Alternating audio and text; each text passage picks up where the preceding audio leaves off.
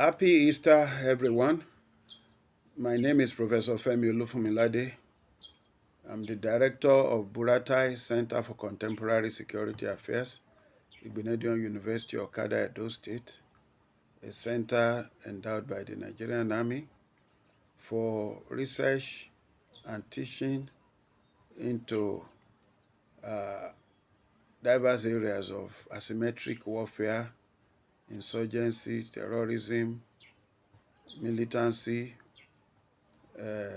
banditry, etc. I'm compelled to speak to you as a matter of duty. My sense of duty compels me to say something. A lot of people have commented on TV, on radio, and on the social media on the recent upsurge in killings across the country, especially in the Benue Plateau axis. And then it's really saddening the way Nigerians are slaughtered as if life has lost its meaning. And the question is, when will this end? It's a recurrent decimal. And each time it happens, you hear of condolences. Sometimes a high-ranking person in government will travel there. Some security chiefs may go there and they say they are going to bring the culprits to book. But meanwhile, scores upon scores of lives have been lost. Many homes have been destroyed, and Nigerians are made to go and live in refugee camps in their own country. So I just want to say what I had said before. When President Bola Ahmed Tinubu was elected, I wrote a paper that I titled Defense Policy for Incoming President. And the basic thing in that document is how to stop all these internal security challenges. And what I consider the most important element of my recommendations is the aspect on civil mobilization for self-defense. What do I mean by that? If you had seen the viral video of DGDSS on community self-defense approach to fighting pervasive insecurity in the country, then you will have had an eloquent explication of my proposal. But I may differ a bit in how to execute that. What I am recommending is that let's start with vulnerable communities. And how do we identify vulnerable communities? Plateau is one of them. Benue is another. You may add Adamawa, you may add Taraba, you may add Niger State, you may add Zamfara, you may include Katsina, and so on. These are areas you must add Borno. In fact, Borno should be number one. And of course, there are similar experiences in isolated locations here and there in the south too. The basic thing is those communities should be assisted to develop self-defense capacity. It's not just to throw it into their court, go and arm yourself, go and defend yourself. There is a very serious danger in that approach, because now if these people, the people that are the assailants, the so-called foreign invaders, they come with sophisticated weapons. So when these people arm themselves, are they going to use Dane guns or maybe hunting guns, double barrel and all that? There will be no match for these people we are talking about. And if the communities feel, well, big men in the country, General T.Y. Danjuma has spoken, and I respect General T.Y. Danjuma and I salute him for that courage to come out. He's saying essentially what is needed. because it's like we have the failure of government in terms of security in this country as of the moment.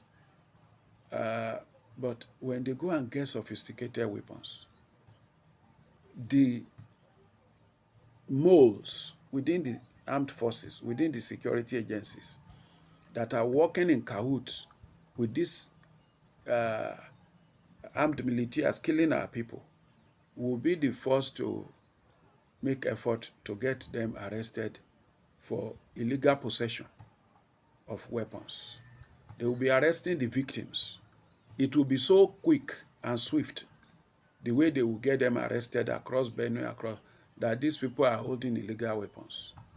And it will be swift to get them prosecuted. That is what is happening, and that's the tragedy of Nigeria. There are saboteurs within the armed forces, within the security agencies, that normally find it very convenient to go after victims who try to go the extra mile to defend their communities and protect themselves. They will say they are gun runners.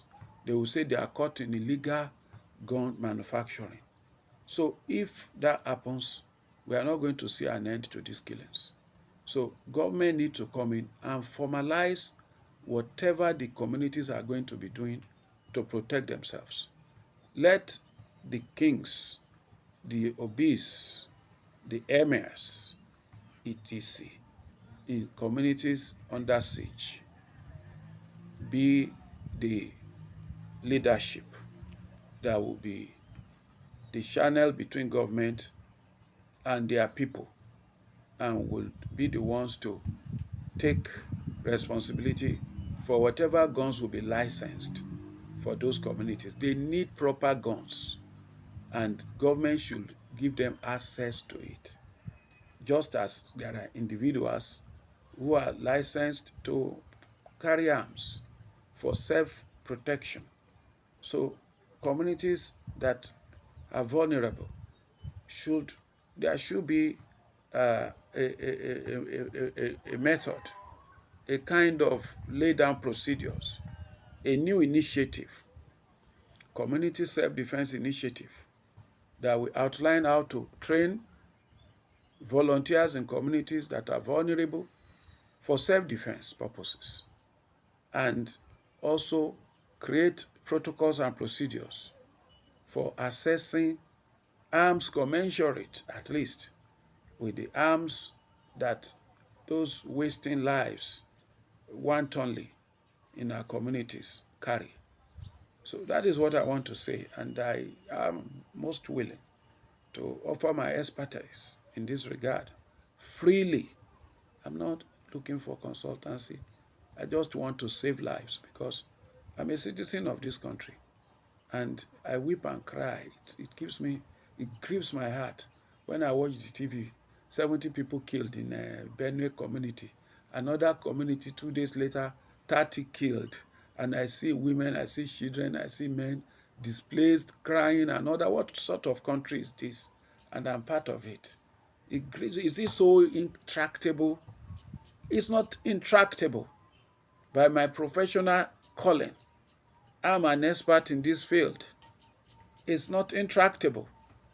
We do not have enough boots on the ground to protect this country. We are about 240 million, and our territory is vast. All our armed forces, including paramilitary combined, when you look at it relative to our size, is a joke. So we need to engage the civil populace. We should do civil mobilization for self-defense. And towards that, we should have a community self-defense initiative, which the President and Commander-in-Chief of the Armed Forces of this country, President Bola Ahmed Tinubu, should initiate, so that those who are entering our communities, killing people wantonly, will know that the days for doing that are over, because those communities will have the capacity to rise up and defend themselves. And another thing I want to say is, all the bandits that have been arrested, all those people that are caught sometimes, why is it that we have not been able to see them paraded in courts? We often see those who did the end bad governance, we see how they were taking them to court, including kids. Unless people see that there will be consequences, we should we should not expect them lying low in this matter of killing and grabbing land. Once there are no consequences, I recall an experience when Sunday Igboho was an inspiration for the self-defense initiative in the southwestern part of Nigeria under an ineffectual President Muhammadu Buhari government. I don't know which is worse between him now and the present one in terms of fighting insecurity. I don't know yet because this one is still unfolding. And the essence of this broadcast is for this one to sit up and do the needful. Otherwise, it will also fail woefully, like President Buhari in securing this country. Iskilu Wakilu was a notorious killer in the Okeogun area. There is an area called Kajola, whether it's in Okeogun or Ibarapa area. It was a terror there. Nobody could go to farm. Women were routinely raped. People were being abducted for ransom. And that is part of the major food basket area of Yoruba land. And the security, the police command in Oyo State, they were aware of it. They couldn't do anything about it. So Ààrẹ Gani Adams deployed some OPC members in the Yoruba way. And the instruction was, don't kill him. With all his his mightiness, they caught him alive and brought him to Ibadan. They took him to the police headquarters in Ibadan. As soon as he got there, what did they do? The police headquarters people provided him a beautiful chair to sit upon. Our men that arrested him, where did they put them? They put them in cell. They detained them. They said, who sent you? You have gone out on the illegal police duties.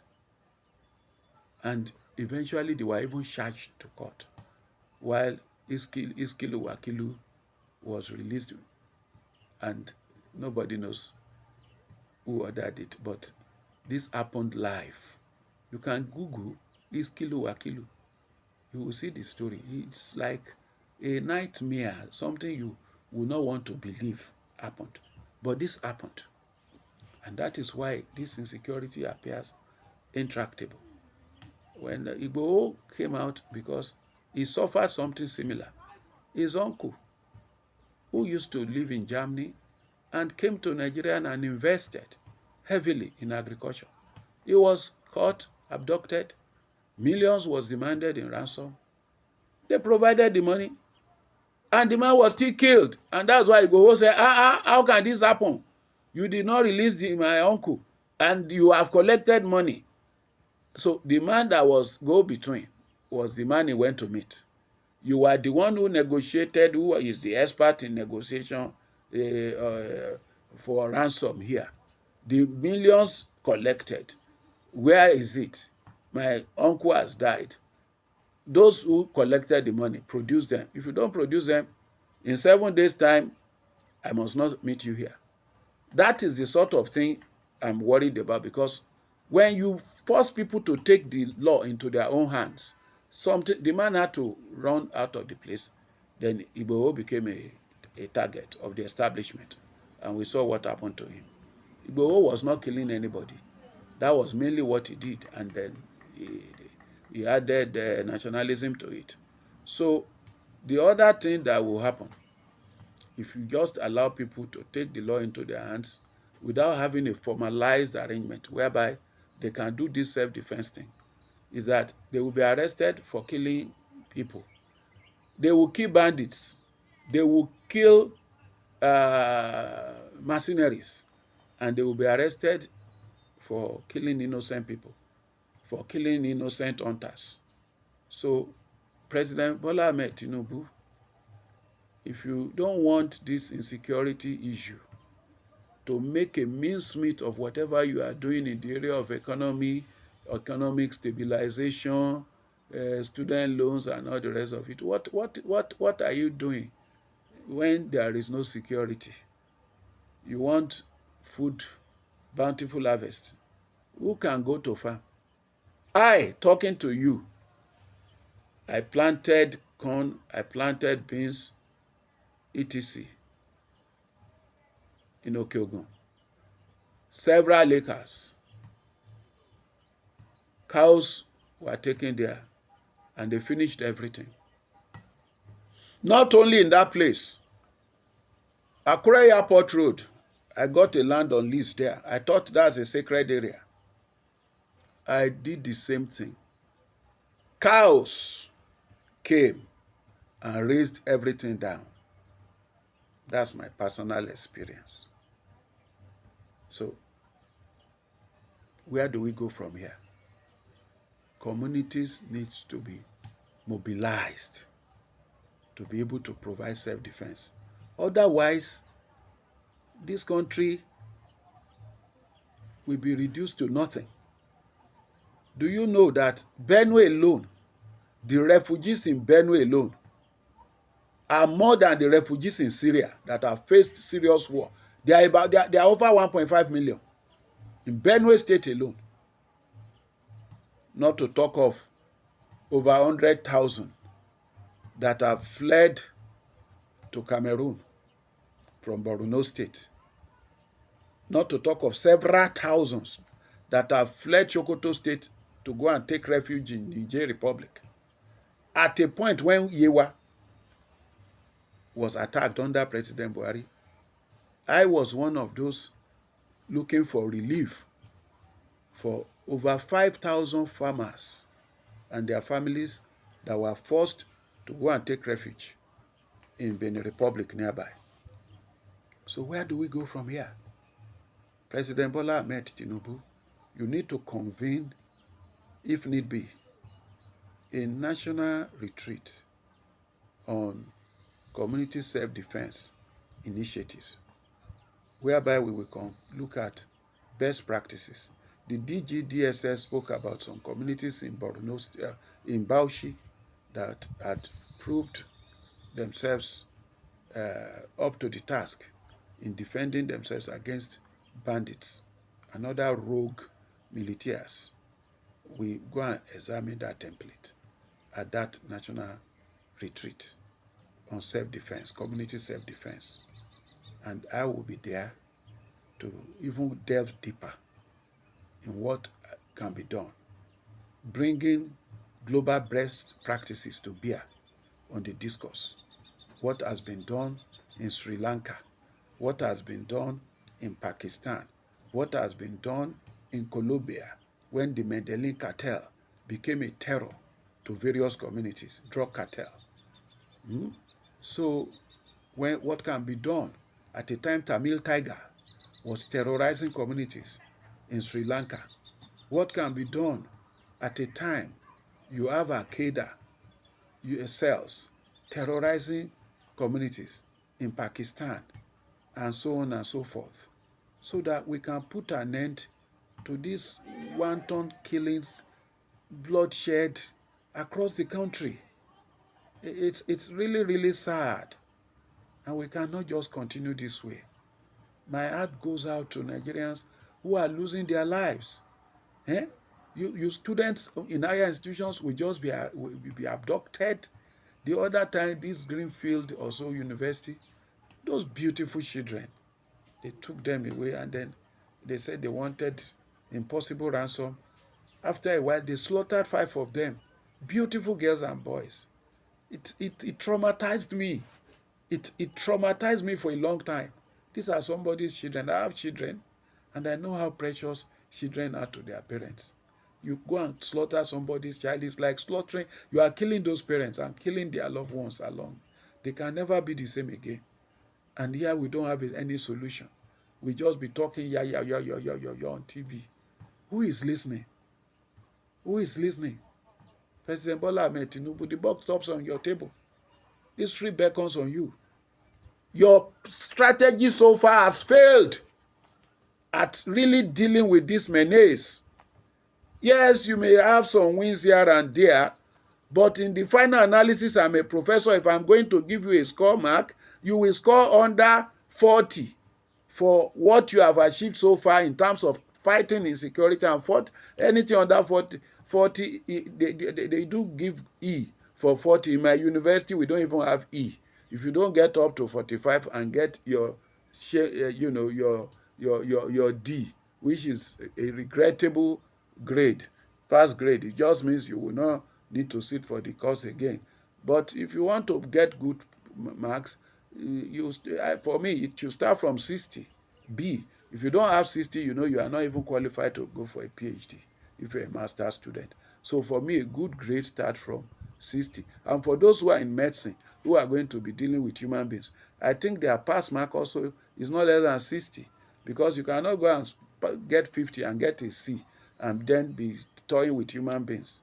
So you have not passed, President Bola Ahmed Tinubu, but there is room for you to pass, and pass excellently. Let's have this national retreat so that those communities can come. The DGDSS will be there. The military echelon will be there. And the royal fathers will be there. Religious leaders will be there. The leaders of Miyetti Allah and Co., they will be there. Because issue of herdsmen is always featuring around all these, many of these incidences of attacks here and there. Except that we have also had a situation where we see a lot of foreign-looking people that are not herdsmen, because they are not carrying any cattle, but they are armed and they are in the bushes. They are abducting people. They abducted a friend of mine, a colleague of mine at Igbenedion University here, Mr. Sholola. They abducted him for days, and they were speaking French, pidgin French, and I think another language you could not understand properly. They just speak a bit of pidgin English to be able to communicate about ransom and all that. So he told us categorically on campus that this people, it was around the motor show where the daughter, Mrs. Olakunrin, the daughter of our leader, Afenifere leader, Fashoranti, was killed. It was around that place he too was abducted. He was returning from Abeokuta, where I went to see his family, coming to campus. So when we talk, we know what we are talking. The same set of people killed a colleague of mine, a young man called Izebekai. I just forget his first name. He was a lecturer in our chemistry department. He was returning from University of Benin. He was at Okada Junction when they shot into his car trying to abduct him, and he died. But his sister, who managed to survive and escape it, told us that the people she saw were Fulani. When you see a Fulani man, you know. But that is not to stigmatize Fulani, please. I'm not even trying to stigmatize anybody. A lot of Fulanis have been kidnapped. The emir of Isino Mubi, is he not a Fulani man, who read the riot act against foreign Fulanis coming to his communities, and told his people to rise up to the occasion and kill them before they will kill anybody in his community. So it's not, we are talking about criminals, foreign mercenaries, who neither respects our own Fulani nor anybody. They are here to kill and to maim and to despoil. They rustle cattle, they steal cattle from Fulani, our own Fulani here. Our own Fulani, in some parts of Yoruba land, when they see them, they tell the local vigilante people, yes, in Okeogun, that those people are around, and they are Fulani. And the people who are reporting, who are in the eyes of the community in the bush, are also Fulani. So this thing is not about Fulani as an ethnic group being stigmatized. Many of them have become despoiled because they've stolen their cattle. So we should rise up as a nation, as one people. This is a menace against all of us.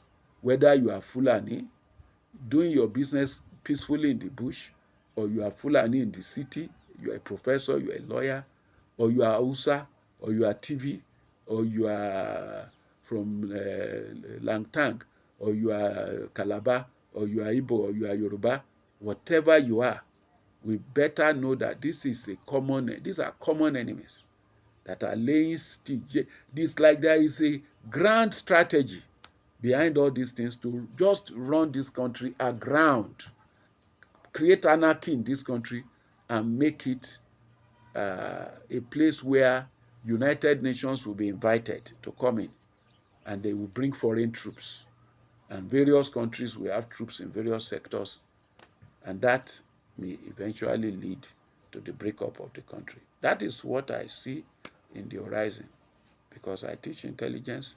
I did my inaugural lecture on intelligence on June 13 last year, and for me to be in that place, I don't think there is any other professor in this country that specializes in intelligence. Maybe the ones I know, maybe one or two. So I have my facts when I'm saying what I'm saying. This thing will lead to the collapse of the superstructure called Nigeria, and it will be balkanized, and various foreign powers will divide it, occupy it here and there in the name of coming to restore sanity, peace support operation. That's what they will call it. So we should better deal with this thing, because under international law, there is something called responsibility to protect. While the United Nations Charter has a clause that forbids intervention in the territorial integrity, that can violate the territorial integrity of a member state, it also recognizes the fact that there can be a time when the government or the ruling authority within a country has lost the capacity to provide security, to protect security, to provide security for lives and property. And what do we have? A lot of people taking petition to U.S. Congress, to United Nations, to International Criminal Court. A lot of petitions have been filed there that there is genocide going on in Nigeria. Niger Deltans have done it. Yoruba people have done it. MiddleBelters have done it. Different parts of the country have done it.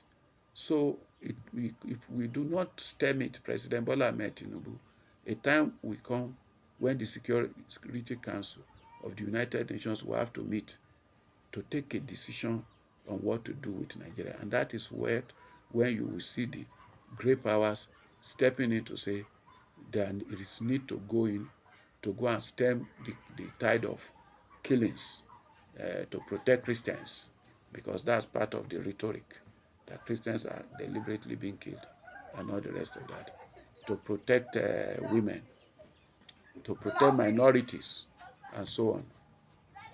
I can go on and on, but I don't want to bore you too much. So I'm already having background noises. There are young people who are coming from football field making noise in the background. So God bless the Federal Republic of Nigeria, and thank you for listening. In the heart of the city where stories unfold, Judging Media TV shining bright and bold, bringing news from the corners of the